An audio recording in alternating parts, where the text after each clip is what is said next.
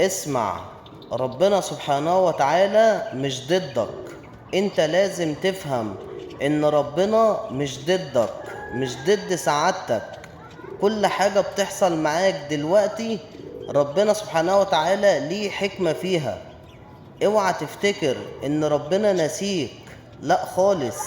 ربنا عالم بتعبك، عالم بصعوبة حياتك، عالم ان طاقتك خلاص شبه خلصت. لكن خليك عارف ان برغم كل ده ربنا مستحيل يسيبك في موقف صعب عليك.